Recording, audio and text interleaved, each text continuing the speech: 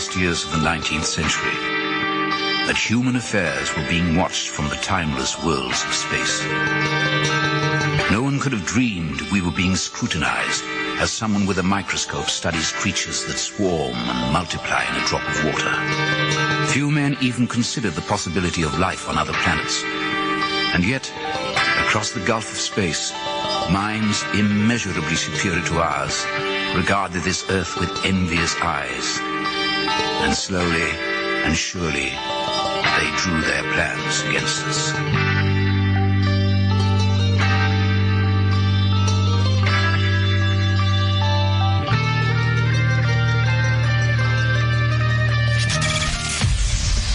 Broadcasting live from a tiny studio somewhere in North America. This is Dark Matters Radio Live. And now I give you your host, the silverback of ufology. Here's Don Ecker. And welcome back, ladies and gentlemen, to a brand new edition of Dark Matters Radio. My name is Don Ecker. I am your host.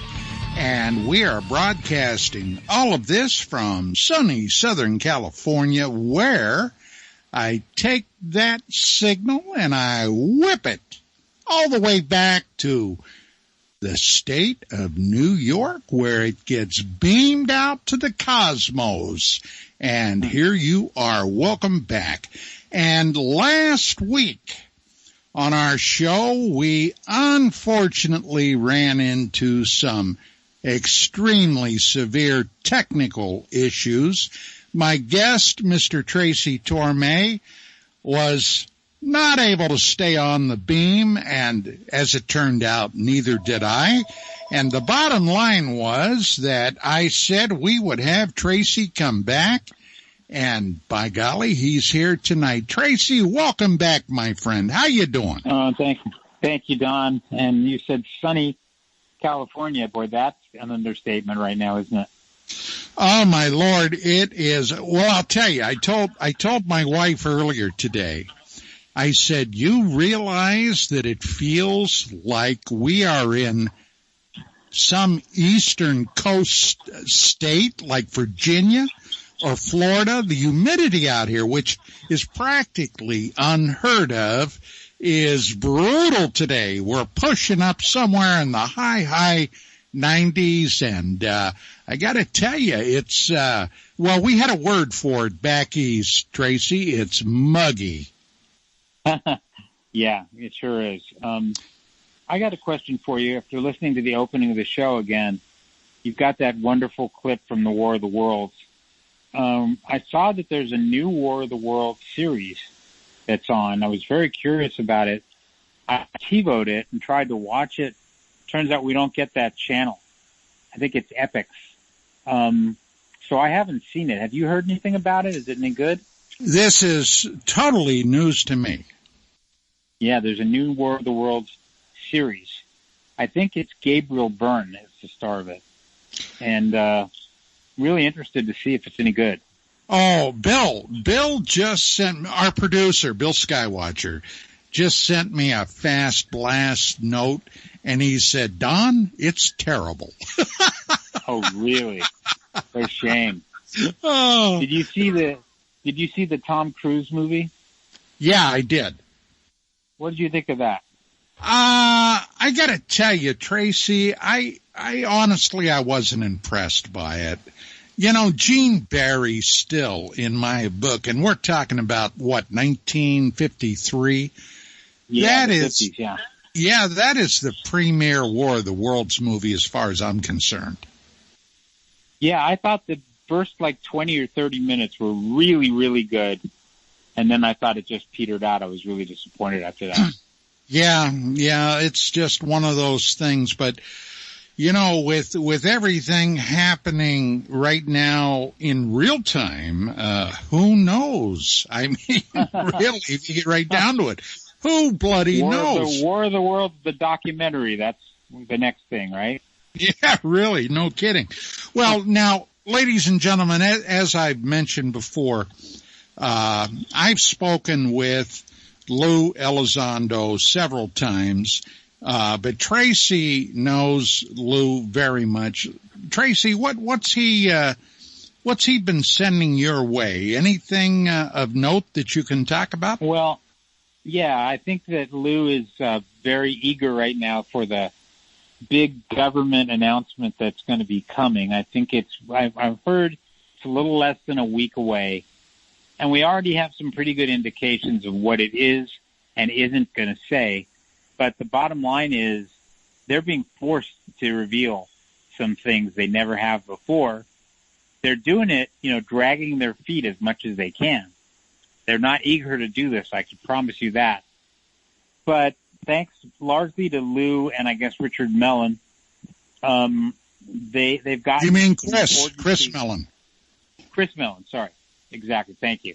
They've gotten some very important people in the Congress on their side. And the way that they did that is they were able to show them things that basically could not be denied. I mean, I wasn't there, but I believe they were shown some videos and some photographs that were absolutely impossible to ignore, as well as, of course, the famous Nimitz incident and the things that have been happening with the Navy. It's interesting, Don, the Navy has been really cooperative with Lou, whereas the Air Force has not at all.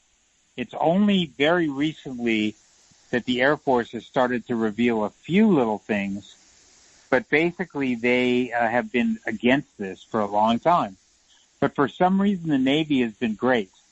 And with the help of the Navy and with the help of powerful people in Congress, I know like Marco Rubio has been a big help. Now, Marco and Lou went to college together at the University of Miami. So they've known each other for a long time. And Marco Rubio saw some of this stuff and just couldn't deny that it was real. And one last thing, I'm sure that Marco Rubio is one of many people who went into this subject thinking it was absolute nonsense because they've heard over the years all the nutty, crazy stories that have been promoted so much. So no one has really a lot of people have not treated the subject seriously. But once Lou showed them some of the things that he had, they had no choice. They had to admit this was at the very least a threat to national security because of the way these objects can appear with impunity all over the United States. And it alarmed a lot of people in Congress. I'm positive of that. Well, as you're aware, Tracy, I was in the United States Army.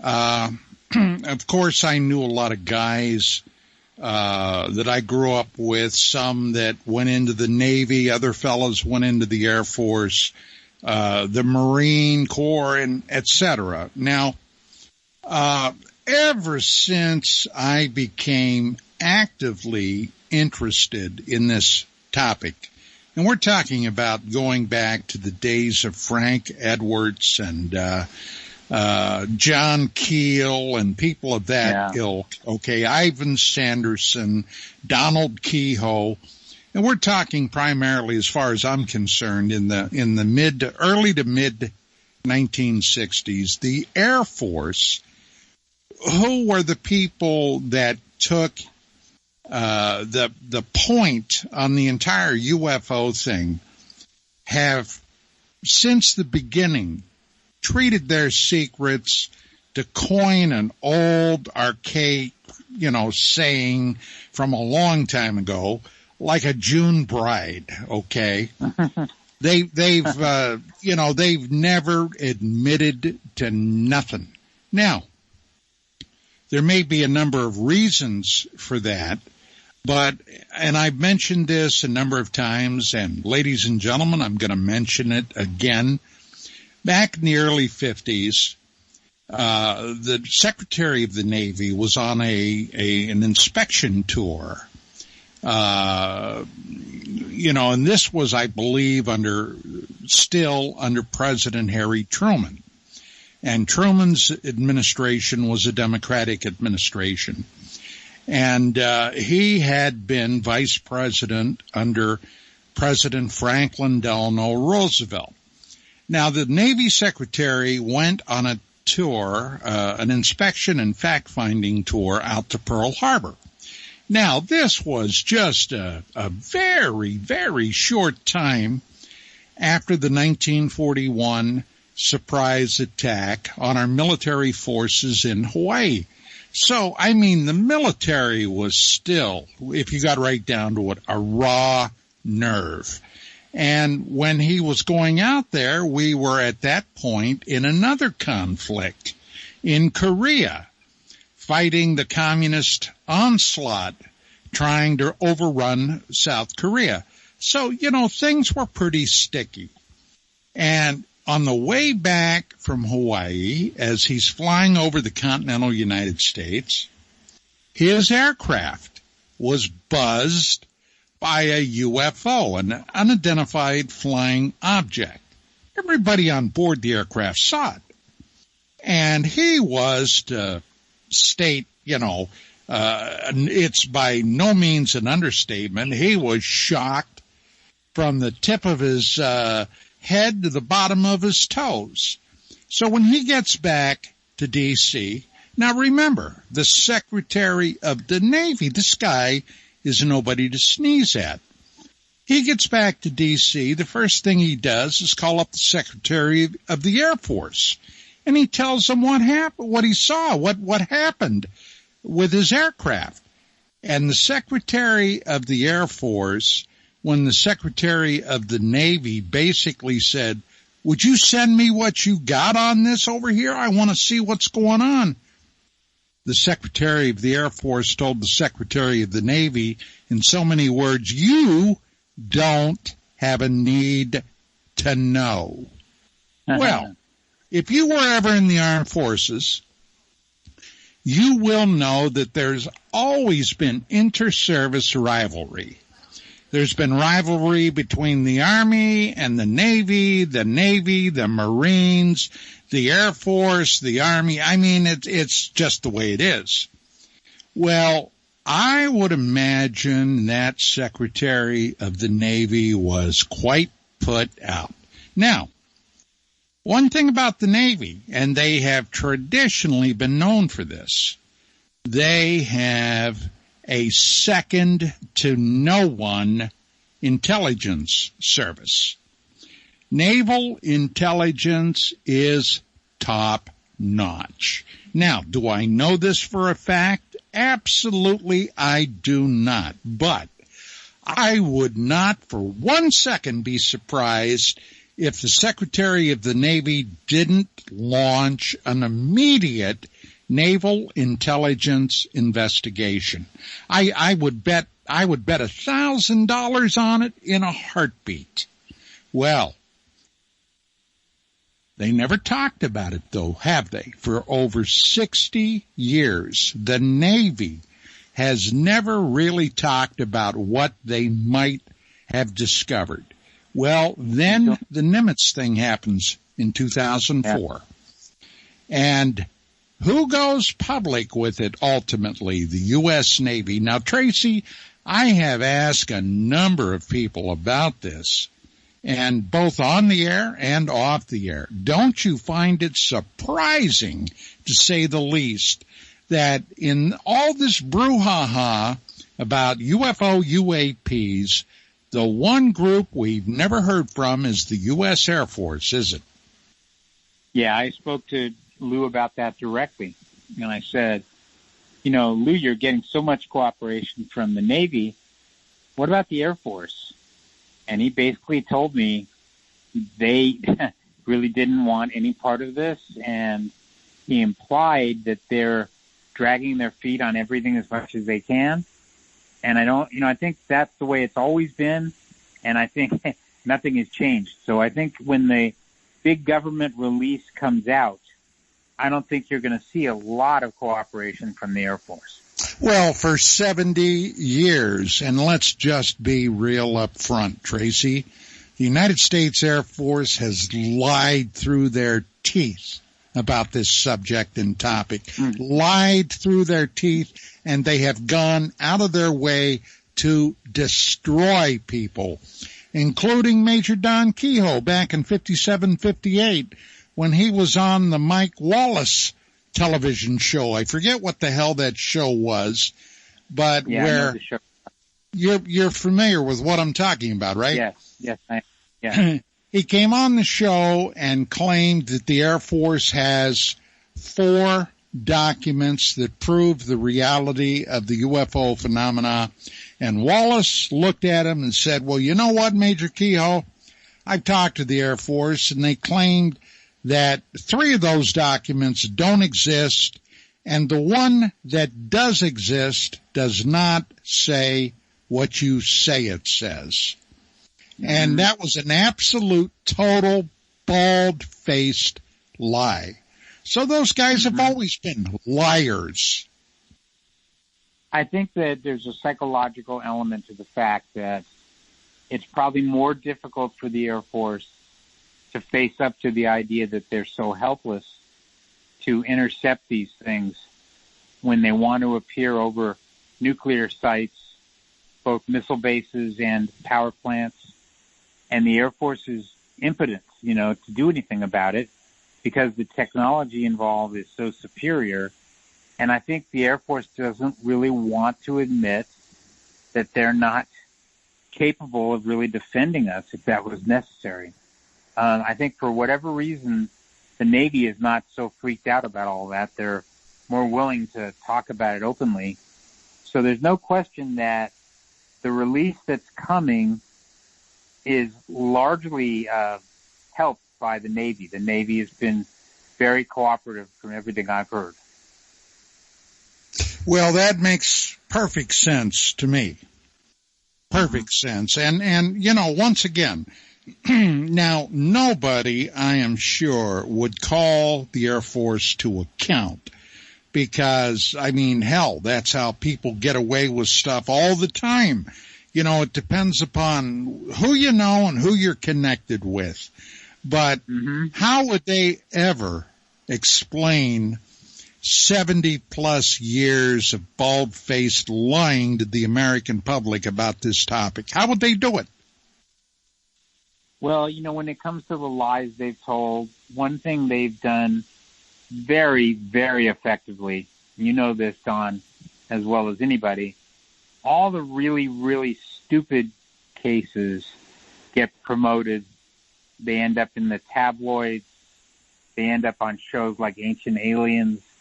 And it makes you kind of cringe when you try to, want to treat the subject seriously. On Ancient Aliens, about a week ago, I turned it on for a minute, and they were making the case that the Vikings that discovered America were actually aliens. So there you go. When you hear stuff, when you hear stuff like that all the time, it's very easy to dismiss the subject, and it's very frustrating because those of us who know that there's something real to it. I've whistled in the dark about this for a long, long time. Many in your audience will remember the great science fiction writer Harlan Ellison. Right. And we were very good friends right up to his death. And there was hardly anyone I've ever met that was more anti-UFO than Harlan. He was totally not only dismissive of it, angry about whether anyone could ever take it seriously, like it was absolute nonsense. And as I've told you before, Don, that was the same for Gene Roddenberry, which a lot of people can't believe. Right. Ray Bradbury, Carl Sagan, it's people that have looked me right in the eye and told me this was absolute nonsense. And they were just completely wrong. And I couldn't blame them for being so wrong, because if you just followed it casually, you would think that this is a subject for nutcases only. It's only if you really delve into it, Don, as you know as well as anyone, if you delve into it, you'll see there's a lot of endlessly good evidence, but it's buried. So, well, a little over 25 years ago, on my original radio show, UFOs Tonight, which was carried on CRN, I interviewed Representative Stephen Schiff from New Mexico. Mm-hmm. And basically, it was Representative Schiff who had pushed the General Accounting Office, the GAO, to conduct a search of the previous records of the 509th Bomb Group, and they discovered that illegally, against federal statute, 3 years of communications traffic, which encompassed the time frame of the Roswell incident, inexplicably disappeared. They were lost, gone. Now, a lot of people at the time, and it's because, let's face it, there are a lot of people that are peripherally just interested in this because of the wow factor, and they really haven't taken the time to do any in-depth research. They thought the GAO was trying to get the Air Force to admit that something happened.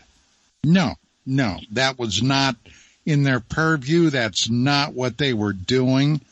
They were, in effect, trying to find out what happened to those documents. Now, was anybody called to account for that? Well, not that I heard of. Somebody may have had their ass blistered a little bit by a tongue chewing, but even if that happened, nobody knows about it. But there was something mysterious about that, and these things get lost in the annals of time. Tracy, I am convinced the powers that be count and depend on time healing all these wounds. Mm-hmm. I totally agree with you. I think you're absolutely right. Well, this week, this week we chatted several times, and you had indicated you had something on your mind about something that, quite honestly, I have not spoken about in quite a while, the abduction phenomenon. Now, back in the 90s, you couldn't turn around without running into that somewhere. Either people that had believed they underwent the experience. Out here in the Los Angeles area, we had several groups, very prominent groups, with some very prominent people pursuing that, and some of these people were people that you knew very well. Yeah, it was a part of my interest in UFOs that I've sort of drifted away from for a long time. I'm not exactly sure why recently I've started thinking about it more and more. I did actually raise the subject with Lou. I was kind of worried that if I started talking about abductions with Lou, he might start to think that I was a little bit nuts, which I don't want him to think, even though it's probably true. But I spoke about it with Lou, and I also spoke about it with Mr. Mellon, who seemed very interested in it, actually. And, it's been really on my mind lately. Something, again, Don, you and I, with all the conversations we've had over the years, I don't really think we've talked about it that much. Thought it might be interesting to talk about it a bit tonight. Well, Vicki and I, of course, knew Bud Hopkins very well. We knew Dave Jacobs, another gentleman whose name, unfortunately, has been lost to most, was a medical doctor, Dr. Richard Neal, whom Vicki and I knew. We just loved Dr. Neal. The guy was truly a mensch. Me too. Exactly. And Neil came to us, this had to be around, 92, 93. And he wanted us to make an introduction to Bud Hopkins and Dave Jacobs because Neil was a gynecologist. And one of the big blips on the abduction radar then was the so-called missing fetus syndrome. Now, this would be where a woman who believed she had undergone this abduction experience inexplicably believed she was pregnant. And during the first trimester, she exhibited every symptom, if you will, of pregnancy.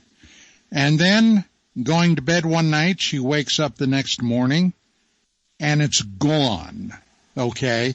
Now, Dr. Neal had been, and through strictly scientific procedure, had been following a number of cases like that, and he wanted to find out what Bud Hopkins and Dave Jacobs were discovering in that arena. And both of them were back on the East Coast, with Dr. Neal being out here on the West Coast. Well, Hopkins nor Jacobs wanted anything to do with Dr. Neal. And I got to tell you, Tracy, that always bothered me greatly. Very surprised. You know, one of the great things about Dr. Neal, when I knew him especially, was this was a guy who was fearless about the stuff that he was looking into. If the evidence was there, he wanted to know about it. He didn't really care what the social ramifications were for it. So I'm surprised to hear that Bud and David did not want to have anything to do with him. I don't even know why that would be. But well, the only thing that ever made sense to me, I think, and this is my speculation, this is not what Hopkins nor Jacobs nor Neal ever said to me.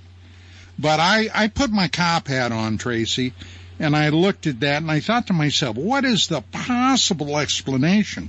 Well, if Neal found out that some of these might have been, and this is a term you may not be familiar with, ladies and gentlemen, a hysterical pregnancy, which means that the mother believes she's pregnant, she's exhibiting all the signs of pregnancy, but she in fact is not pregnant. Okay? If Neal were able to prove that, I think, in my speculation, that Hopkins and Jacobs would have been concerned that it might really put a bad patina on their research. You see what I'm saying? I do. Interesting. I just don't know. I don't know why. I don't know why they would shy away from Richard Neal, but unfortunately, he's long dead now. You know what year he died, Don? Because it was a long time ago, wasn't it? Yeah, quite a while ago. I honestly, I don't recall, but I believe it was in the 90s. And it was a very sudden, unexpected death. Yeah, if I remember, it was something like a cerebral hemorrhage or something. Yeah, because when I was working with him in the Los Angeles group, we had no indication that he was anything but totally healthy and very sharp-minded. So I was very devastated when I'd heard that he died. Very sad, big loss for ufology, for sure. Not known by most people about ufology, but... Well, he was genuinely a real scientist, boy. Yeah, he really was. Well, what were these groups you were involved with? Well, I had spent a lot of time on the East Coast, where I'd been really spending a lot of time with Bud Hopkins, and I'd sat in on many hypnosis sessions that Bud had had, and there were some spectacular nights where Bud would bring together like 30 or 40 abductees from all over the eastern part of the United States. And they would all come together. Many times they were meeting each other for the first time. We would all sit in a big circle, and they would talk about their experiences and the commonalities were amazing. I mean, the abductees themselves were seemingly of like mind, that they were all having the same experience in different places in different years, but by the same entities. And so I spent a lot of time with the abduction world of the East Coast. And then when I came back to LA, which was where I lived, after having worked in New York for a year and a half or whatever it was, I came back and there were a group of people in LA that were getting really, really interested in abductions. And so they sort of started a informal group that met, once. And then we had such a good meeting, we decided to keep doing it. And we ended up meeting kind of weekly is the way that I remember it. And every week someone would have a new story to tell that they'd heard about or they'd been involved with. And it was a bunch of very interesting people. I would say there were about... Trace, hold your thought a second. I'm looking at my clock. I don't want to skip this break. Let's pick up there when we come back. Ladies and gentlemen, this is Dark Matters Radio. Dark Matters is brought to you exclusively on KGRA Radio, where we go into those corners, those dusty, dark corners that a lot of folks won't. My guest tonight, Mr. Tracy Torme, and we got a lot more when we get back. Stick around.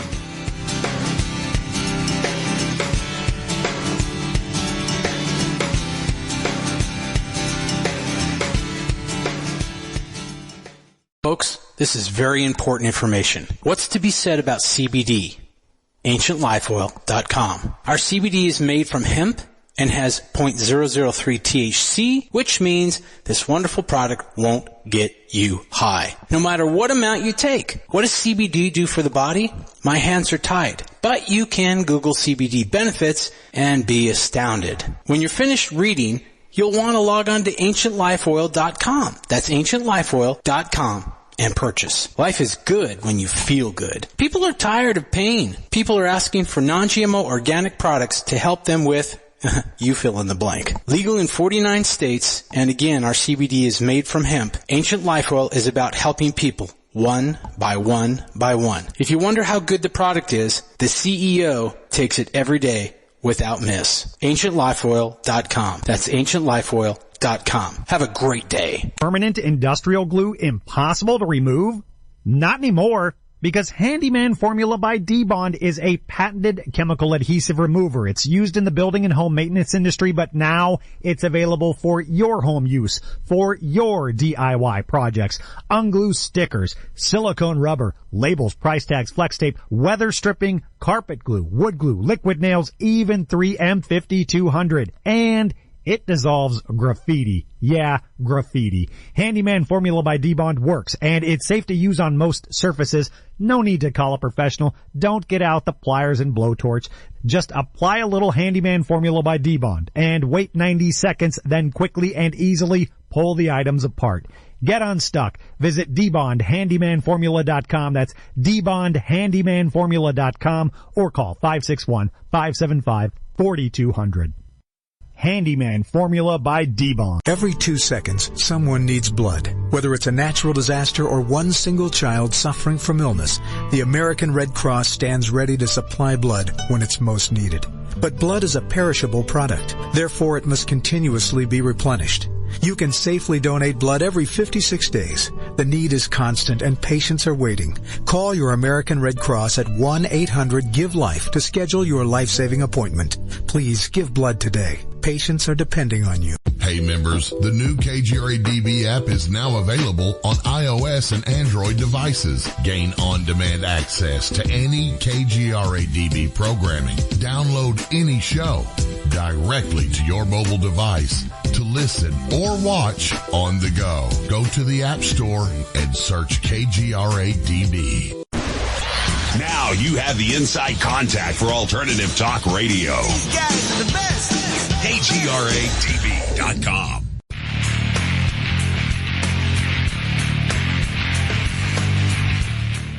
And we're back, ladies and gentlemen, with my guest, Tracy Torme. During the break, Tracy had mentioned a couple of things to me, which all has to do with the abduction groups out here in L.A. Tracy, why don't you go ahead and pick it up and run with it? Yeah, well, it was a time when abductions had just come out of the woodwork. I mean, people had all heard of the Betty and Barney Hill case, but in general, these stories were just starting to get around. And what was happening with Hopkins was very exciting because he was making new discoveries on this subject almost every week.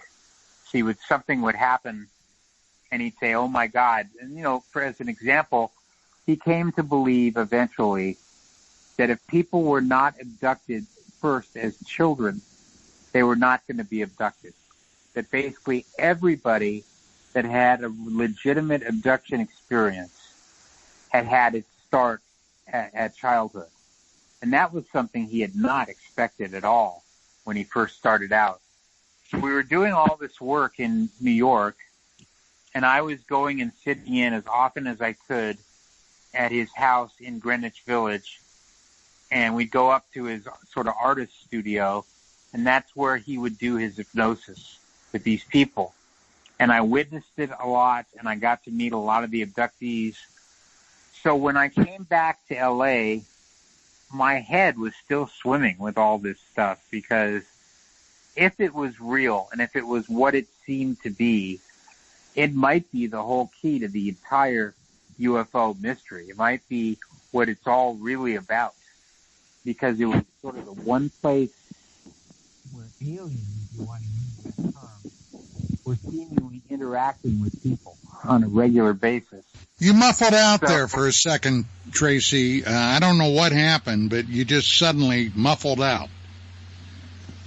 What part did you not hear? What was I saying? Don? Huh? What part did I go out on? What was I saying when I went out?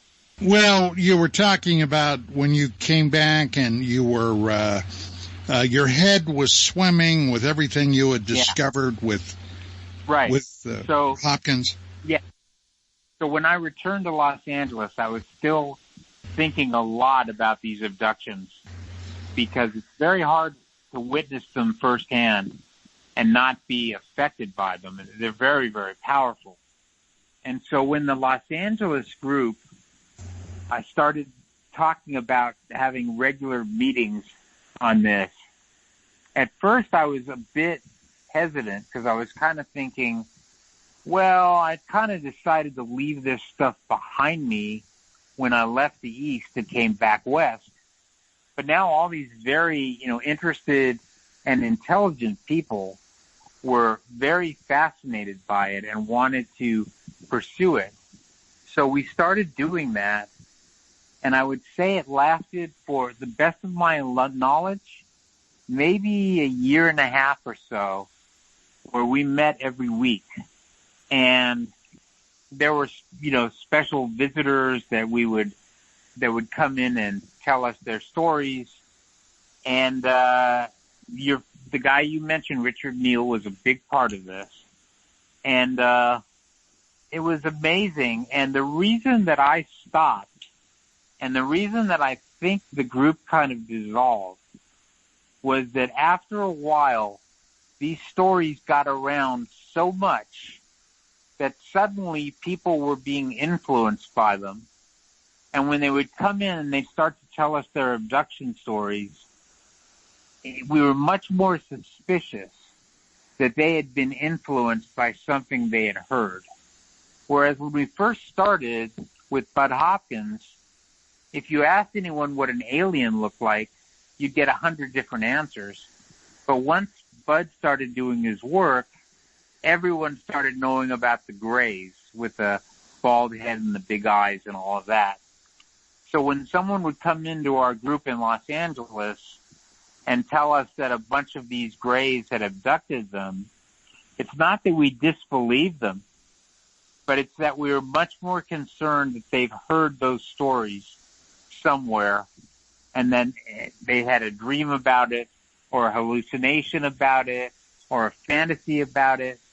And we reached a point, at least for me, we weren't really learning anything new in the Los Angeles group, and we were having more trouble trying to discern what was real and what wasn't real.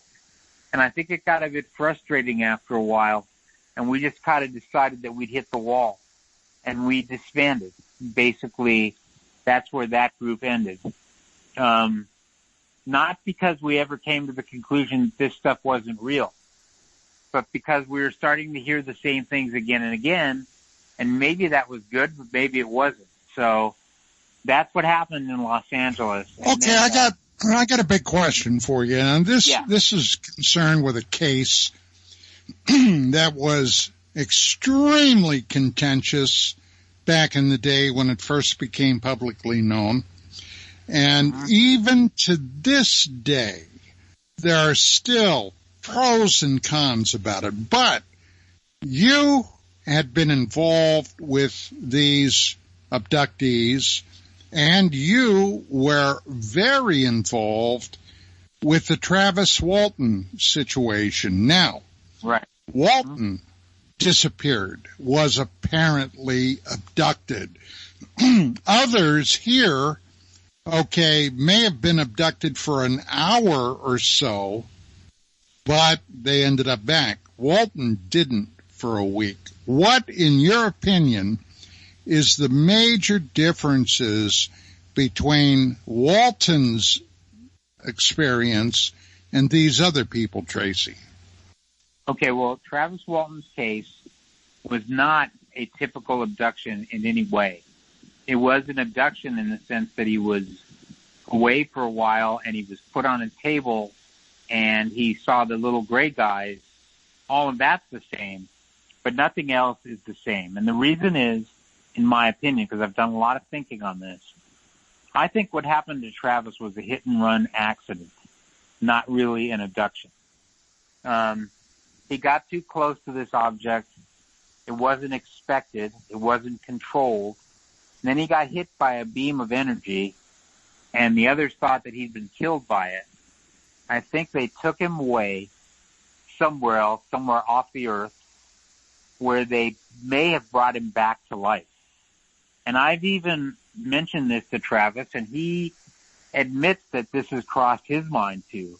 He's wondered if he could have been dead in the incident. But whatever it was, they took him somewhere, they revived him, and then they returned him. He did not have the usual paralysis that abductees have, and a lot of other things were different. So although it is an abduction case, technically, it does not fit in the parameters of normal abduction cases. Okay, along with the Walton story, his former brother-in-law, and apparently the foreman on the logging crew, was Mike Rogers. Right. And Walton, for I don't know how long, had been married to Rogers' sister. Now, the reason I mention Rogers, I'm sure you've met him. Oh, yeah. Okay, recently, all right, and the only reason I bring this up is because it was a very public performance on Facebook. Rogers and Walton were going at each other hammer and tongue. Do you have any insight into that? Well, I know about their contentious relationship over the years, but this specific incident, I'm very curious. When was this? Because what exactly did they say? Well, I don't recall everything they said, and to be quite honest, other than a mild curiosity when I saw this, and I kind of briefly scanned it, but then I don't want to get muddy, okay? I don't enjoy playing in mud puddles, but Rogers was, in so many words, threatening to talk out of school or something about Walton, and Walton was by that time, I think, trying to settle the water, and Rogers, it was just very apparent to me, not having a lot of information, that this was some kind of catfight. So I don't know. I just thought maybe in all the years you've known these people, you might have had some insight into this, apparently this bad blood. Well, there has been bad blood between them often over the years, but it's never involved Rogers denying the incident in any way. So I would be absolutely beyond shocked if anything Mike said indicated that Travis had not told the truth, because that's never happened. But he never came out in so many words and said that. So I don't want to leave the wrong impression. But, okay, all right. Well, their problem is their problem, but keep it off Facebook, you know?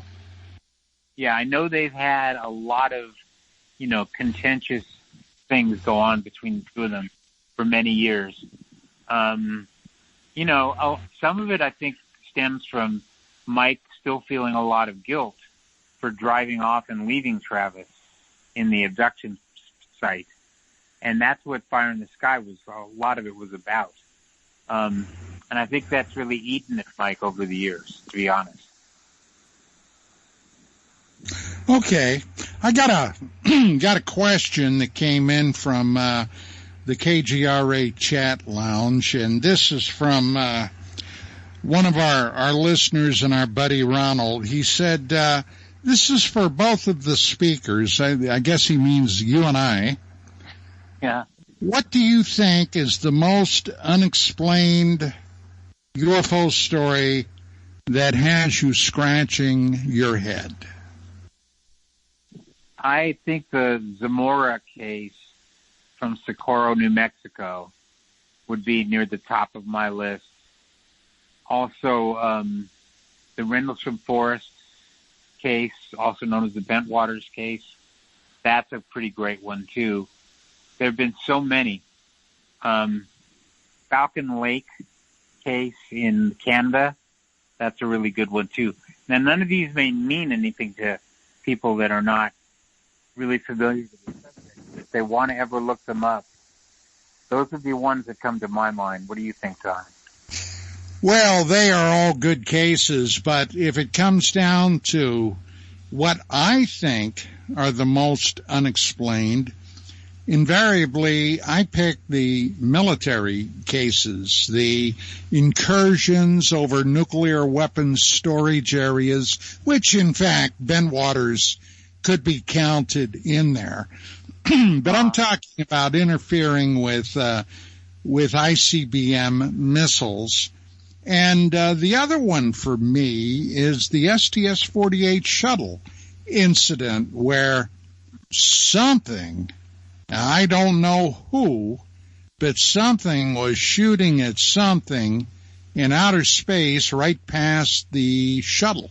And I got to say, that's been sticking with me forever. Yeah, it's a pretty great case. But to answer your listener, if you ever want to look into the subject, there are so many really good cases. I think it's startling to people who don't know the subject very well that there are so many good cases, again, over at least 70 years.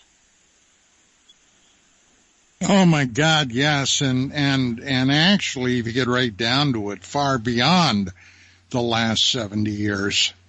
There have been some incidents that have filtered their way down through history that, using our current knowledge could only be explained by inexplicable objects of some kind flying through the skies. Very true. Yep. Very true, my friend. But right now is a really wonderful time to be alive for anyone that's interested in the UFO mystery. we're finally peeling off layers of the onion for the first time in maybe in forever. And I can't wait to see what they say in this report. Although, on the other hand, Don, I'm a bit alarmed to say that early indications are that they are going to be dragging their feet as much as they possibly can. So don't expect everything to be revealed. It won't be, of course. But we'll know more than we knew before, at least. So that's something. Well, I never would have believed just a few short years ago that we would be here right now, Tracy, to tell you the truth. And with people like Mellon and Elizondo, I've been banging around this field for a long time and bumping heads with a hell of a lot of people over the years. And quite honestly, I would have never in my wildest imagination believed that a former Undersecretary of State for Intelligence would come forward speaking about the reality of the phenomenon. I just find that amazing. Yeah, I mean, it's something we've always wished for, and many of us thought it would maybe never happen. I told you, Don, that Alan Hynek had told me shortly before his death that he lamented how much we needed a whistleblower and how that probably would never happen. So I think of him a lot these days. He's sort of a forgotten figure by some people, which is amazing when you think about it. But I think he'd be pretty happy that this was all finally coming to light, you know? Well, I'll tell you another guy that is a forgotten figure. Hell, there are a lot of them. But this guy was a personal friend of mine, had one of the most amazing stories, and believe me, I believed every word that he told me. His name was Carl Wolf. Back in the mid-'60s, was a member of the U.S. Air Force, was an electronics technician that had a security clearance, and along about 66, we, the Americans, had a robot probe up doing orbits around the moon, photographing the moon. Basically, this was in the early days of the Apollo program. They were looking for possible places for our astronauts to touch down once we finally got them up there. And they had a facility, not NASA, but apparently the Central Intelligence Agency and the NSA, National Security Agency, in Langley, Virginia. And the way the technology worked then, the spacecraft would be up there flying, photographing strips, of the surface of the moon. And then back on board the spacecraft, these things would be joined together to make an entire photograph. And then they would be beamed back to Earth, and at Langley, they had printers that would print these photographs out. Now, if you've ever done any looking at early lunar photographs, you'll know what I'm talking about. These strips, you can plainly see them in photographs. As a matter of fact, one book that I have from many years ago, and mostly the book is not accurate, but it was written by a guy by the name of Fred Streckling, and it has a number of these photographs in there. Now, I'm not going to go into the whole photographic thing, but the printer basically crapped out.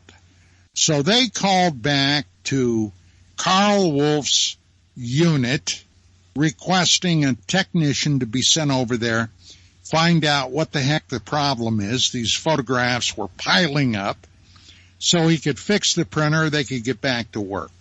So he goes over there. Now, I've interviewed Wolf, and about this, and I'm not going to go into the whole interview, but the bottom line was he gets over there. All these strange people are in this facility, and he's got to show his security credentials. He's taken back to a room. He walks in, and the whole room was dark except for one lonely airman sitting there, keeping an eye on everything. And Wolf goes in, tells him, well, I'm here to fix the printer, which printer, etc. And the guy points at it. And as Carl is getting ready to go to work, the guy turned toward him. Wolf looked at him. He said he could see the shock in this guy's face. And he said, we found a base on the moon. And Wolf looked at him and said, what? Who found a base? What base? And he's thinking Russians or, something like that. So the kid picks up a couple of photographs and showed him. And suddenly Carl said, I suddenly realized I was in the trick sack of all trick sacks. If somebody would have walked in there and saw that, they'd probably both still be in Leavenworth. And he was freaked out. Well, he went to work on the machine, found out they needed a part for it. He got the part, he fixed it, he left.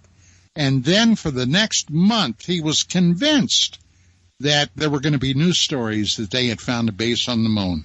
And the bottom line was, no, never happened. And many years later, he finally decided to talk about it. Hey, we're at the top of the hour. We'll pick up there when we get back. Ladies and gentlemen, this is Dark Matters Radio tonight. My very special guest, my very longtime friend, Mr. Tracy Torme. And we've got a whole lot more coming up. Stick around because we'll be back.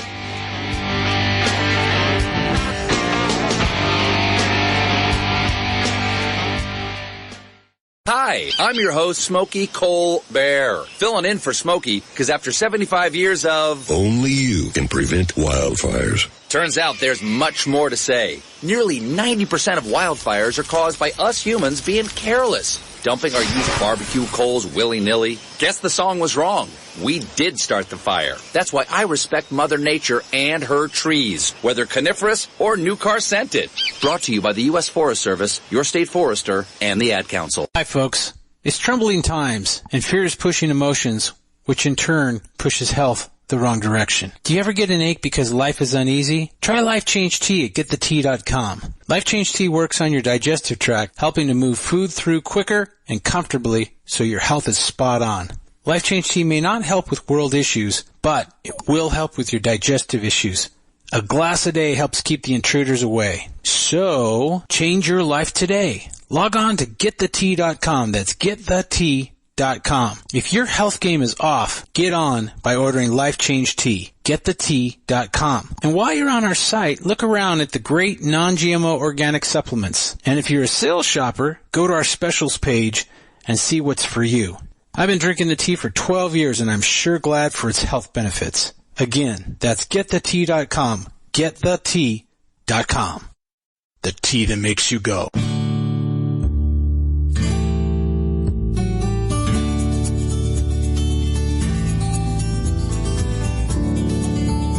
For the thousands of wounded warriors returning from battle, Wounded Warrior Project has developed the Warriors to Work program, a career counseling service that helps wounded warriors translate their military experience to a civilian job. These extraordinary men and women bring more than just teamwork and inspiration to the workplace. They bring proven world-class job skills. And to ensure proper placement, Wounded Warrior Project works with employers to find just the right job fit. Talented, skilled, and eager to get back to work, you have the opportunity to hire a seasoned veteran. Contact Wounded Warrior Project at findwwp.org. Welcome home the brave. Hey members, the new KGRA-DB app is now available on iOS and Android devices. Gain on-demand access to any KGRA-DB programming. Download any show. directly to your mobile device to listen or watch on the go. Go to the App Store and search KGRA-DB. Your alternative talk radio contact. KGRADB.com.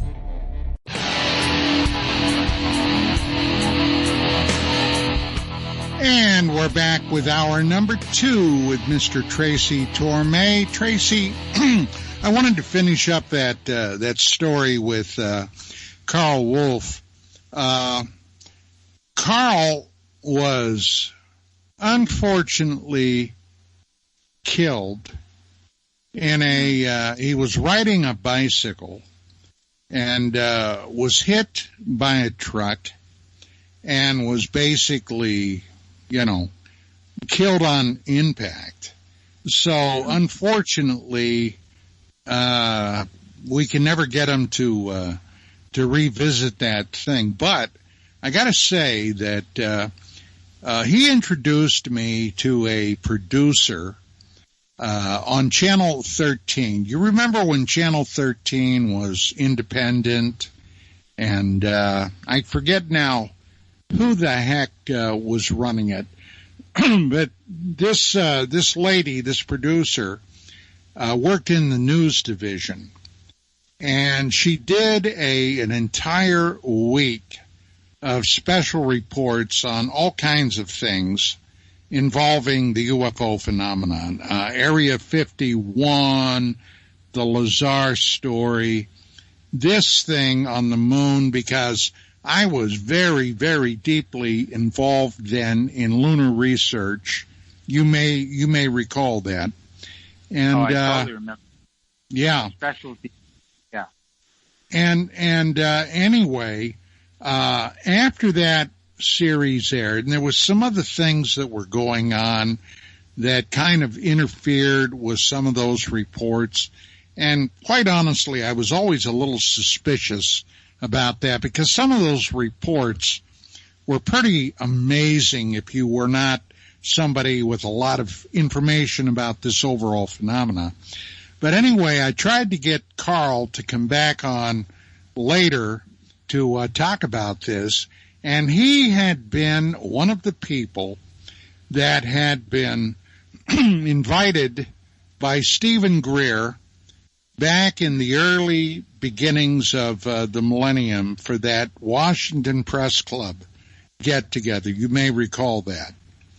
Oh, yeah. Where a lot of former military and what have you were in there talking about their experiences. And after that, Wolf totally withdrew from it. He wanted nothing to do with anything. And I got to tell you, I was irritated about that, because it got to the point he wouldn't even pick up the phone to talk to me. Not that I was going to twist his arm, but I wanted to have an explanation about what had happened that caused him to withdraw so violently, if you will. And then the next thing I hear, he's dead, I want to ask you 2 questions about that story. Number one, do you remember if he described the base that he saw? Did he say what it looked like? Oh, yeah. Buildings, some large ball-looking contraptions, what appeared to be antennas, stuff like that. Now, did he see any occupants or anything like that? No. But because I was very specific. But remember, when I was talking to him about this was the mid-1990s, and this situation happened about 1966 or so. Oh, really? That far. So it was 30 years after the fact. With all the knowledge that you have of the lunar stuff, because I know that's something you're like unparalleled from anyone that I've met about your knowledge of the lunar stories. Had you ever heard any other stories of even rumors about a base being found on the moon? Oh, going back to, actually, not at the time I'm going to be talking about. There was no way we could get up to the moon. I mean, anything from the moon was from Earth-based telescopes. But people like Don Kehoe and Sanderson talked about it, Dick Hall. The Soviet Union then were also very, very interested in that. And then we had the phenomenon of the rolling mysterious domes that could be seen on the surface of the moon. An astronomer would tune into the moon, and he'd be doing some lunar observations, and suddenly, inexplicably, there would be a field, what appeared to be a field, with these mysterious dome-like structures on it. And they may be there for a few days, a week, maybe even a couple of weeks. He'd go back, look again. They had disappeared. I mean, this is a very well-known phenomenon. They disappear and show up somewhere else. Now, the British Royal Astronomical Society, even back in the 19th century, in the 1870s, were reporting on mysterious fields of lights that they observed on the lunar surface, particularly in a number of lunar craters like Aristarchus, which is one very famous crater, and some other ones. And I'm just going from the top of my head, like Plato, I believe. And boy, I'll tell you, Trace, it's been a while. But at any rate, even they were reporting these. And NASA, during the mid-'60s, got together a group of top-level academics to prepare a report for them prior to Apollo touching down. And the report was NASA Technical Report TR, I believe it was 270. It's up on the web. And like I said, it's been quite a while since I've been involved in that. But they had gone back discovering over 400 years of top-level astronomy experts all around the globe. And at that time, going back 400 years, we're talking mostly in Europe. And by then, they also had instruments. They had telescopes. But these guys, these astronomers, were reporting all types of strange phenomena, many of them lights, where craters would be lit up and things like that. I mean, it's a very, it's one hell of an amazing story. Yeah, I'm really not familiar with a lot of those stories. I remember you and I talked about it sometime in the past. That's when I really learned how much you knew about it. And it's fascinating because, who knows what to make of stories like that. They're fascinating. They're so intriguing. I'm also thinking about what we heard from Bill when we were talking a little while ago about your producer, Bill, about some of the early reactions to the report, the government report. And it reminded me, one of the most interesting, surprising things that I learned from Elizondo was that there's a faction inside the Pentagon who were really resisting releasing any UFO information to the public. And their reason was, Don, I don't know if you've heard this, but get ready for this one. They all believe that UFOs are demonic. Oh, yeah. Oh, yeah. Tracy, I've known that for about 5 years. Oh, yeah. Yeah, but the fact that it's not just that some people have that viewpoint, it's the fact that they have it inside the Pentagon. I thought that was pretty surprising. Well, being former military, now I was never an officer. I was an NCO. I was a sergeant.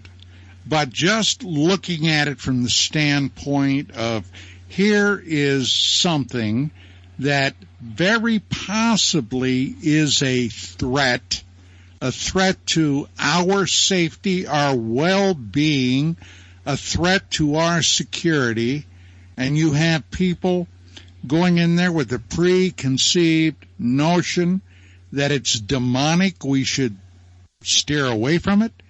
That guy needs to have his ass kicked right up between his shoulder blades and kicked out of the military, okay? I've never heard of anything like that, as stupid and closed-minded, as narrow-minded as that. Would talk about sticking your head in the sand?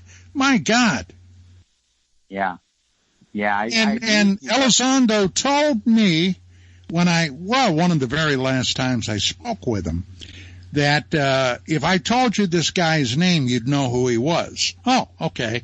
Well, obviously I didn't ask him, because I knew even if I did, he would never tell me who it was. And quite honestly, I didn't want to know. But the bottom line was, I just, that kind of mindset just throws me, Tracy. Yeah, I was very surprised when I heard about that. But I guess there are a lot of reasons that people in high places don't want this still to this day released to the public. I actually think that the War of the Worlds scare in the 30s, the radio scare, actually fueled a lot of this attitude, because I think there were people in high places that were really alarmed with the amount of panic that spread throughout the public. And although it's often used as an excuse for not telling people the truth about UFOs, well, they say the public couldn't handle it, the public would panic. I don't believe they would, but I do believe that there are a lot of people who believe they would. And they use that. What year was that? 1938, I believe? I think it was 36.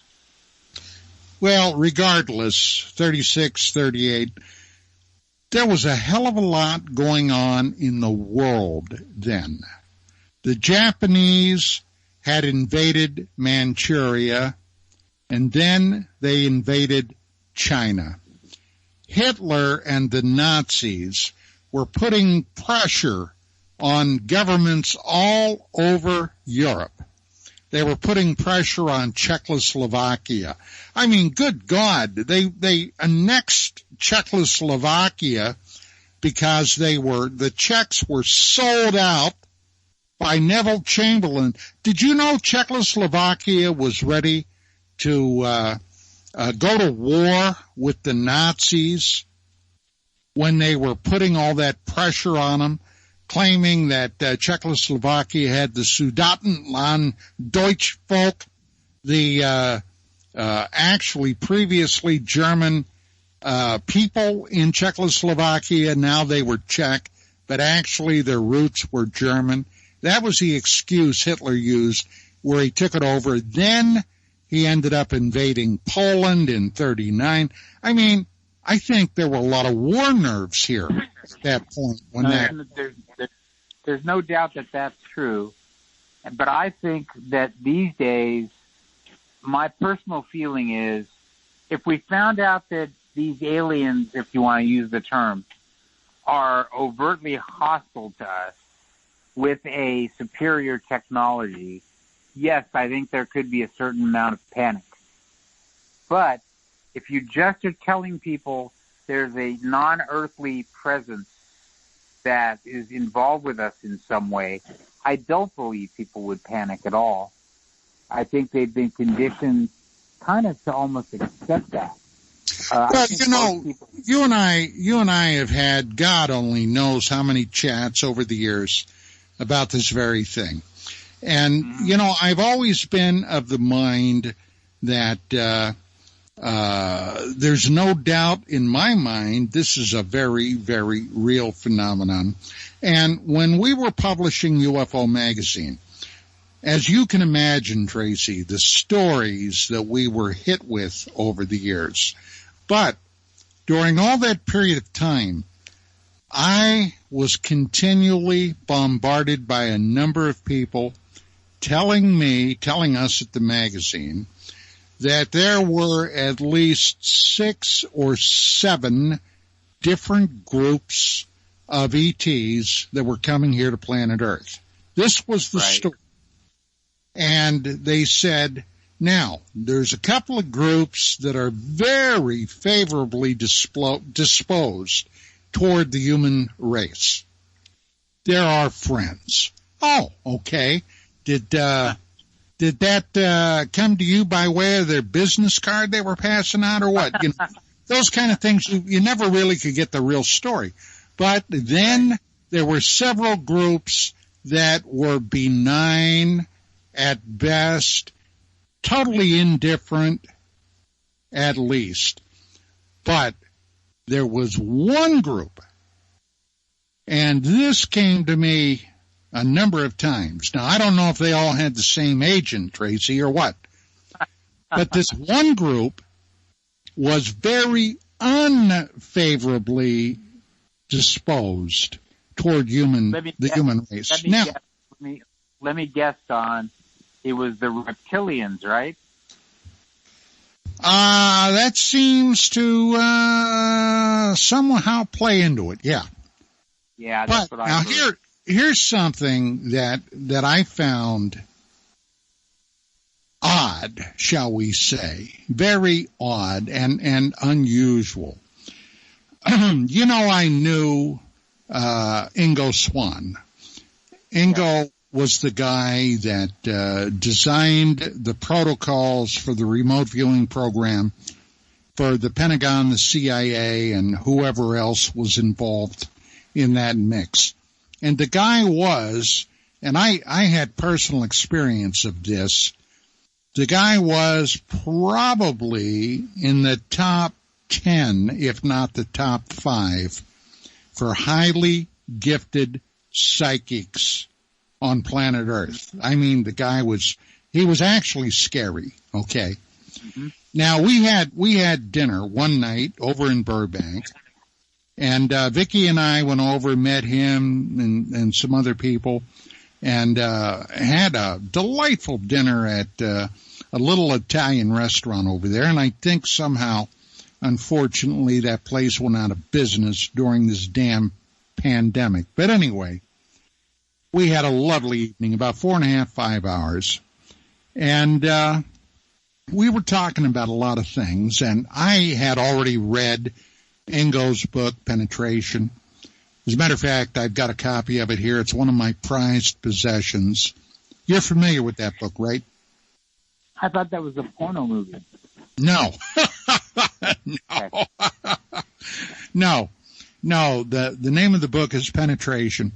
And at any rate, it's all about his sojourn into the psychic thing up at SRI and when he was doing the protocol. It's a fascinating read. But sometime in the mid-70s, he was approached by, well, actually, he doesn't know who the hell they were, although they were connected beyond any doubt to U.S. intelligence.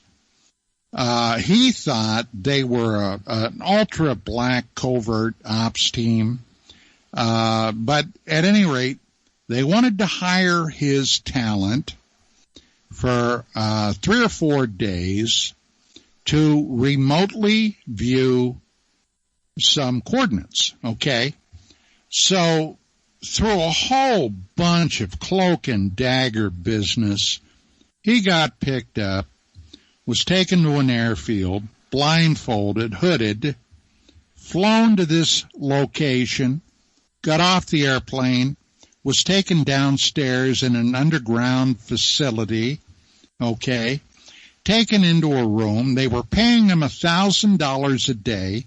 Now, that ain't bad money for about 1975, all right? $1,000 a day. And they made sure Ingo smoked Tiparillo cigars. They had a whole shopping bag full of cigars for him. They took care, of course, of all his eating and sleeping needs. And he ended up, not knowing it at the time, he remotely viewed coordinates on the moon. Now, according to what he personally told me and what was in his book, he found on the far side of the moon, the side not facing Earth, a facility there. The only thing that made sense to me, it had to be extraterrestrial. They were not a human facility. And as he's remotely viewing this facility, there was some type of energy screen, according to him, or some kind of shield encompassing this facility. And there were some humanoid beings working outside of the facility in the lunar soil. Doing what? Who knows? This is what he told me. Was I there? No. So I'm just going by what he said. And as he's up in the sky, I guess you could say, looking at them, they suddenly realized that they were being observed, and he claimed that all these humanoid figures suddenly began looking up, staring at him. It shocked him so bad, and believe me, I was watching his face when he told me this, because I was looking for any detail that would, tell me, well, this guy is shading it a little bit, or he's being a little deceitful. I detected none of that. And I've interviewed a lot of perps in my time. And he said it was so shocking, it knocked him literally out of his remote viewing session. And for the next 3 months, he told me, he was terrified that these guys, aliens, whatever the hell they were going to come looking for him and fry his brain. And he told me that if, in fact, there are any ETs out there that don't care for us, it's because we have a psi talent as a species. Now think about that a minute. There are enough people psychically gifted. Well, we all have it to an extent. Okay, anytime you get a feeling about something, or, for example, oh, God, I've been thinking about my buddy Joe, and Joe's going to call me, and the phone rings. Boom, there it is. That's a psychic talent of some type, picking up. And so he thought, Ingo, of course, is deceased, but he thought that any ETs out there that didn't care for us, the reason was because of our psychic gifts that we have as a species.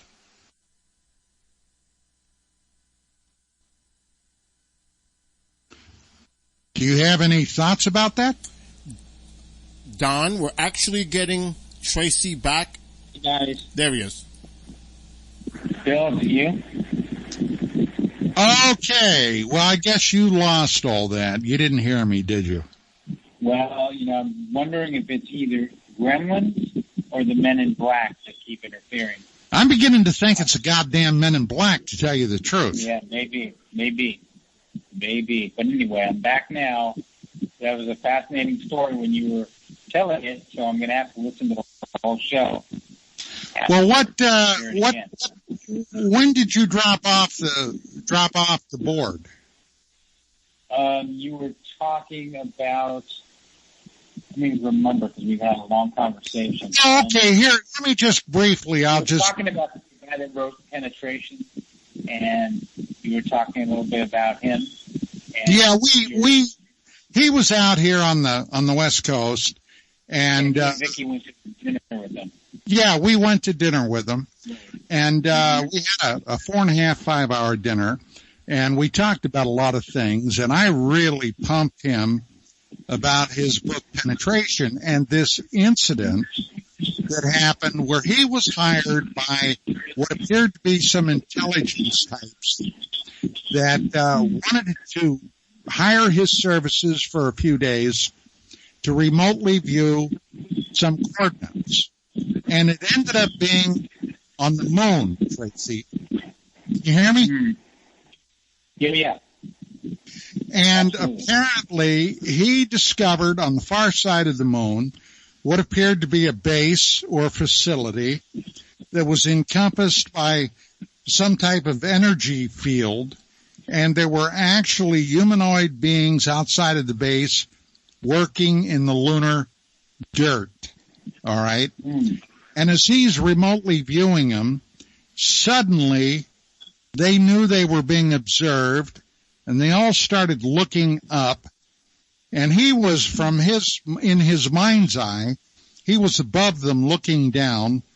They suddenly all looked up at where he was, and it shocked him so bad, it literally knocked him out of his remote viewing session. And for the next 3 months, he was terrified that these guys, whoever they were going to come for him to fry his brain, okay? And it literally, and when I was talking to him, I watched him very closely to see if I could detect any shading or deceit, which I picked up nothing like that. And he then said that if there's anybody out there that does not like humanity, it's because we have that psychic gift. And that was the takeaway from it. Did anything like that ever happen to him? No. But he did have some other very, very weird things that did happen. And I would strongly recommend, because it's a very telling read, getting a copy of his book, Penetration, and reading it. As a matter of fact, you can download it. It is on the internet. You can download a free copy of it. Since we're talking about some of these odd things, I'll ask one of my favorite things that I wanted to talk about. Have you heard anything at all about whether there's been any final resolution about the face on Mars? Now, I know that they showed a picture which suddenly made it seem like it was just a bunch of rocks that were placed in strange coincidental places. And then I really never heard anything about it again. It just kind of went away too quickly. Because I had known some of the guys, I'd actually spoken with them at a convention, and I guess DiPietro was one of them, and forget the other guy's name. But they gave me all kinds, may have been, yeah. They gave me all kinds of reasons why it was an artificial object. They even said they had found teeth inside the mouth and things like that. Then all of a sudden this one picture comes out where it looks vaguely like a face with rocks. And they said, oh, that's all it ever was. And then that was the end of it. Never hear about it again, or at least I didn't. Well, I remember the whole, what they called it after NASA in one of the missions that did make it up there, not the Mars Observer, that disappeared. But another mission where they took photographs, supposedly, of that face, and they ended up calling it the cat scratch box or something along that line. Now, I talked to a number of people about that after that photograph came out. As a matter of fact, Art Bell did quite a bit on that, too, back in the day. And the general consensus was that photograph had been altered, okay, either by technicians at NASA or somebody else. And it was the cat sketch. Yeah. Not the face, the photograph after the face came out. And trying to, to destroy public interest in it. Oh, there's nothing there to see. Well, apparently there is, but there are also more. I mean, since we've been up there on Mars, and we still have rovers running around up there, about 6 or 8 months ago, I got a call from John Brandenburg. He had sent me a couple of photographs, and he said, "You're not going to believe what I found." And of course, you know, Brandenburg is a Mars scientist. And I said, "No, what'd you find?" He said, "I've got a photograph where there had been some kind of event that knocked off a facade of this cliff, and you can clearly see brickwork beneath it." And he sent me the picture, and I looked at it, and by God, it did look like brickwork. Okay? Wow. Brickwork is only there artificially. I mean, nature doesn't as a rule do something that looks like brickwork. So, right. Who knows? But we're talking about a vast time. According to Brandenburg, when he claims those nuclear devices were detonated, was over 200 million years ago. Now, in cosmic time, that's not very long at all. But at that point, he believes that Mars, in fact, was inhabited. So the bottom line was, that certainly could be in the time frame of when Mars lost its atmosphere and its surface water. I guess what I'm wondering is, do you know any credible people who still believe in the face on Mars after they debunked it that way? Or is it pretty much gone way off the radar screen? Well, it's been, it has been off the radar screen for quite a while, Tracy. Yeah. Because that was, to me, a fascinating mystery. I mean, it just was kind of eerie. And I was always never that satisfied with the one photograph. They said, "Oh, this is all it was."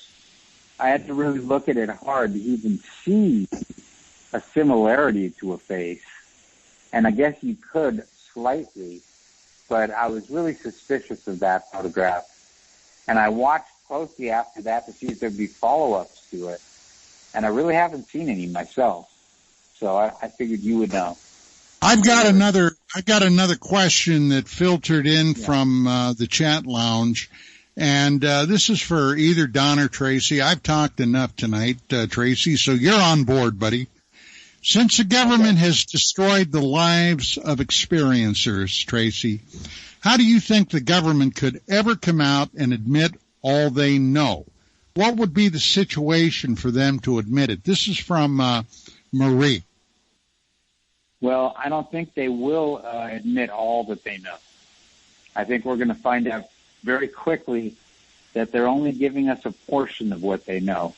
I certainly don't think they're going to come forward and say, "Well, we destroyed this life and we destroyed that life and we vilified this witness and this and that." I'm sure they will avoid all of that at all costs. More what they're going to do is, I think what they're going to do is admit that these things are seen and that they don't know what they are. That as far as they know, they're not American, they're not Chinese, they're not Russian, but they don't know what they are, and I think they're kind of going to leave it at that, at least for now. Then, of course, hopefully people will clamor for more information and say, "Hey, that's not enough. Take it a step further." And I don't think they'll be able to take it much farther than that, at least initially, for a couple of reasons. Because, number one, they don't want to. They also don't absolutely have to. And also, I legitimately think they don't really know what the final answer is to who's flying these things and why they're here. Now, I mentioned, Don, to you before that I've been taking this position for about 20 years, since I occasionally will speak before UFO groups, going way back when I said that I don't think they know who they are. And people thought I was kind of half crazy to think that, because so many people believe in a massive conspiracy They believe the government knows everything. But what I was seeing was, no, they really don't know. And I think that's turning out to be true. Maybe I'll be proved wrong about that, but right now I've run this by Elizondo many times, and he has basically 100% agreed with me that they don't know, amazing as it is.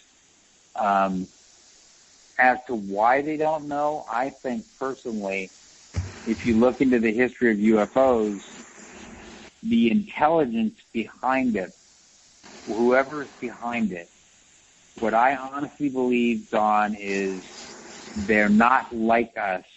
They don't think like us. They don't use the same kind of logic that we do. So therefore, they have reasons for doing the things they do that are unfathomable to us, at least for now. That's what I honestly believe. Let me ask you this. You're familiar with, well, it's today known as the Gerald Light letter, about the allegation that President Dwight Eisenhower met out at Edwards Air Force Base with ET beings about 1954. You're familiar with that story, aren't you? Yes, yes, I am. Do you personally give any credence to that? Well, here's another thing that I've come to believe is an answer to your question. You probably are aware of a movie called Mirage Men, Don, and oh yeah, it's a very good movie which gets into two things. One is Air Force disinformation that misleads people all over the place. That's actually the main thing it gets into. And I've come to become a big believer in that. Now, if that stuff is true to the extent that I personally believe in it, you can take every one of these stories, Area 51, underground bases, humans being given fiber optics as technology from aliens, gun battles under the New Mexico desert between humans and aliens, all these kind of things that have gone around, maybe including Bob Lazar stories and things like that. And I've come to believe that they're most likely all disinformation. And that, for instance, people always bring up Area 51. I've been to Area 51 several times, including in the days before most people even knew about it. We went out there with Jacques Vallée and I and a couple of other people. And it's not that Area 51 doesn't have a lot of exotic things going on and strange things going on, but I'm pretty convinced they're all government-based. And they put the UFO rumors out there as a way of covering up what they really do there. So I've come to believe that Area 51 probably doesn't have anything to do with UFOs, at least not directly. And I think that's true for most of these stories. And so the Eisenhower story is probably in that same category. I think it's probably disinformation with maybe a tiny grain of truth to it. But overall, the story is probably fictional. That's my opinion. Well, you're right about the disinformation. When Vicki and when I first started working with UFO Magazine back in 1988, that was one thing that she felt very, very strongly about, is that the entire UFO field, such as it was then, was nothing more than a gigantic playground for intelligence operatives, people like Doty and others. Now, Richard Doty is a cipher in my book.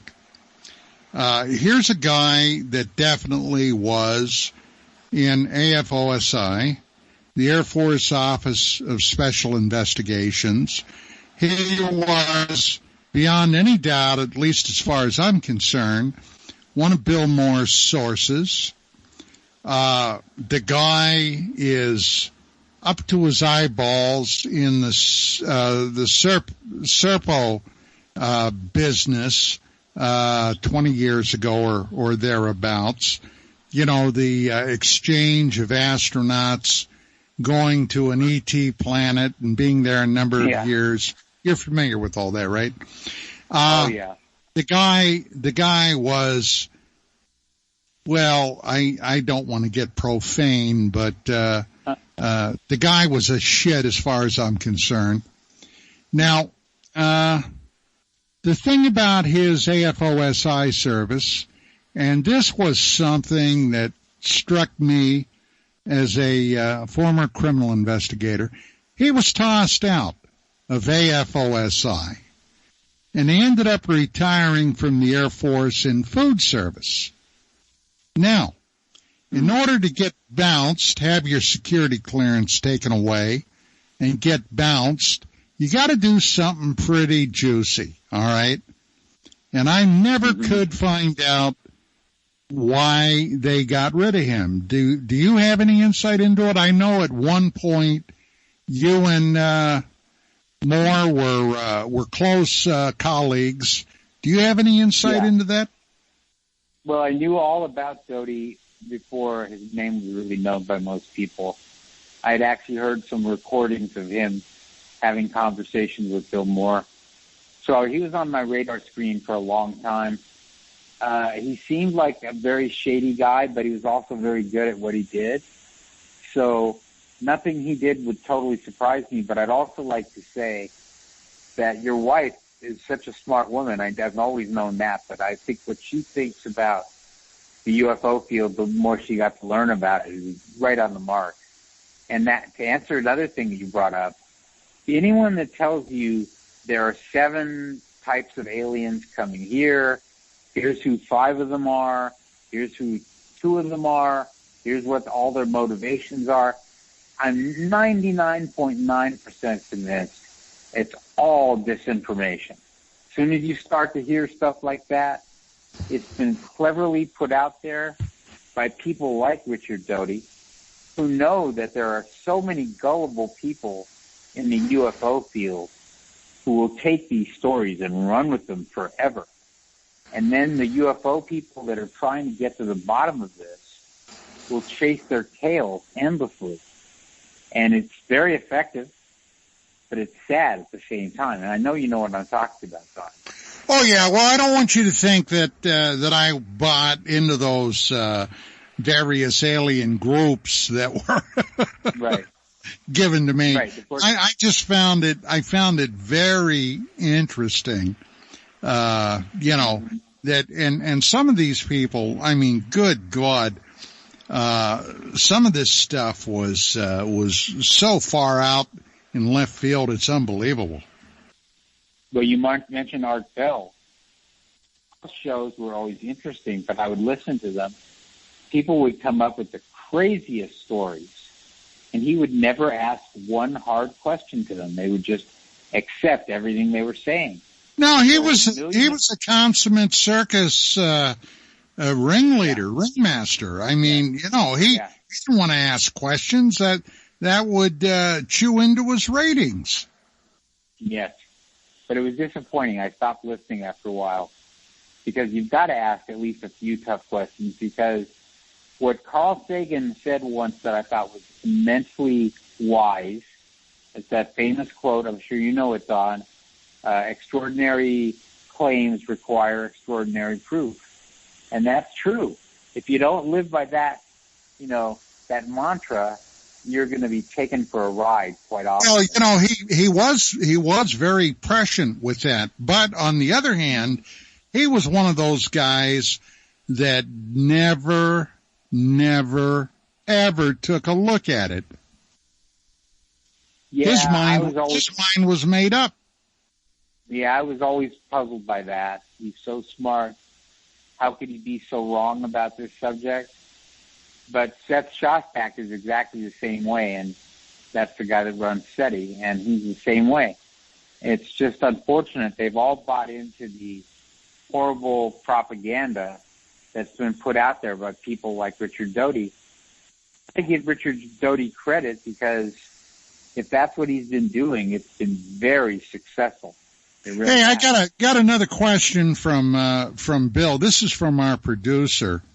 Tracy, do you think that Hollywood may start making E.T. themed films again, since this has been so great in the public arena? Well, I think they will, but maybe for not exactly, if I'm understanding your question correctly. I think it's all the talk about UFOs that are now in the news because of what Elizondo's doing.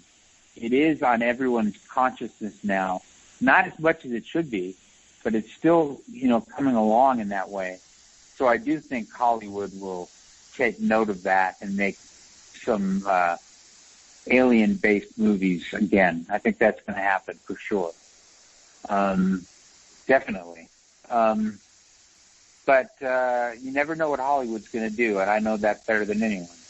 So can't say for sure, but yes, I think they will.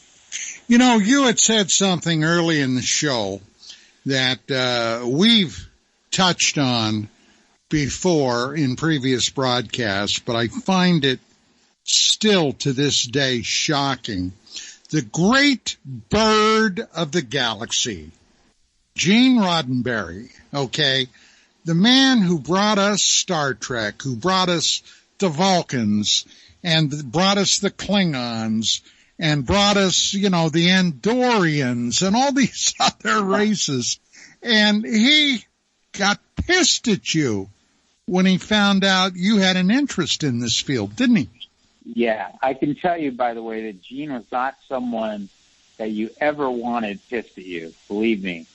He was very intimidating. I'm not intimidated too easily, but I can tell you, the guy was like 6'4", and when he would get angry, his face would turn red. I mean, literally red. And one time I got word, I think it was like my third season at Star Trek, Next Generation. Sorry, my second season. I got word Gene wanted to see you. And I said, oh, okay. And I went down to see him, and he was pacing around, and he was so worked up, and he just told me that word had gotten back to him that I was interested in doing this movie on Travis Walton. And I said, yeah, that's true. And then he exploded. And he said, and I hope I'm allowed to use a word on the air. You used it, so I guess I can. He said, don't you know that all these UFO stories are bullshit? And he's screaming at the top of his lungs. And I was like, I seriously, I didn't know what to do. This was my boss at this point. And I sort of stammered that, well, there is something to it and this and that. And then he went on a rant about it. Now, I was totally shocked by it, as like everyone is that has heard this story. But I found out later that he was very, very close friends with Isaac Asimov, who was a notorious UFO hater.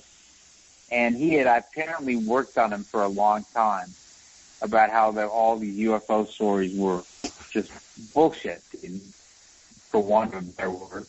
And he was also influenced by Ray Bradbury, another guy who was anti-UFO. And as I told you earlier in the show, Harlan Ellison was horribly anti-UFO, which is surprising because these guys are science fiction writers. You figure that UFO stories would be close to their heart. Not true at all. And in Roddenberry's case, he was angry about it, that I was even interested in it. Hard to believe, huh? Yeah, it really is. Well, over 20 years ago, when I was still, seeing a lot of Dwight Schultz, Dwight was frequently appearing on Voyager. Not only on Voyager, he was on Voyager in the last, season or a couple of seasons, but before that on the Next Generation. And I asked him one time, because he had a very strong interest in the overall UFO thing. I mean, hell, he co-hosted with me for a number of years when I was doing UFOs Tonight. And he said, well, yeah, there are some, and he pointed out a couple of people that he knew that were producers that had an interest in it. And, but then he said something to me that I'll never forget. And he said, let me tell you something about Hollywood, Don. If suddenly little brown bags of dog poop became trendy, he said, you could end up going down to Hollywood and buying all you wanted because they'd be selling it. So, I figured, well, yeah, he's got a point there. But, it is funny because... I was sorry to hear that he died recently, didn't he? No. Dwight? Oh, yeah, I heard the story that he was dead. That's not true? No, I heard nothing about that. Absolutely not. You would certainly know. So I guess it wasn't true. I don't know who the heck told you that. I'm sure I would have gotten word. No, my God. I'll have to think back on it told me that. But he's right about it. I mean, Hollywood is very trendy. And I think there's a movement now toward obviously taking flying saucer stories much more seriously. And so I think, yes, to answer Bill's question, it's definitely going to go back in that direction, I think. They'll probably have to do realistic UFO stories now because people are getting a little more sophisticated about them. He's right, though, about the trends. But I think that so many of these stories, if you look at it that way, every spectacular UFO story involving, the passing on of knowledge between humans and aliens and underground bases and fiber optics, I mentioned that. That was a big rumor for a long time that fiber optics were given to the U.S. government by aliens. I think it was all misinformation. And the day after Roswell, the book that Phil Corso did with Bill Burns, you don't... horrible. Not at you all. don't give any credence to that. Don't believe it for a second. Nope. Never did. Because that covered the retrieval of alleged, technology that they allegedly fed into American industry, and of course some of it, like transistors, that turned out to be crap, total crap. Yeah, remember when all the crash retrieval stories were going around, it used to puzzle me how if you really read, remember Leonard Stringfield, Don? Oh yes. So he wrote a bunch of papers about all these different UFO crashes, of which Roswell was only one. There were so many others. I mean, I remember Kingman, Arizona. Tracy, I'd love to keep going, but we've got less than 30 seconds. I want to tell you, this has been a delightful treat tonight. I'm so glad it basically worked out well. Definitely we're going to have you come back. We're gearing up to do live streaming video shows, and I'm going to have to coordinate with our wonderful producer, Skywatcher.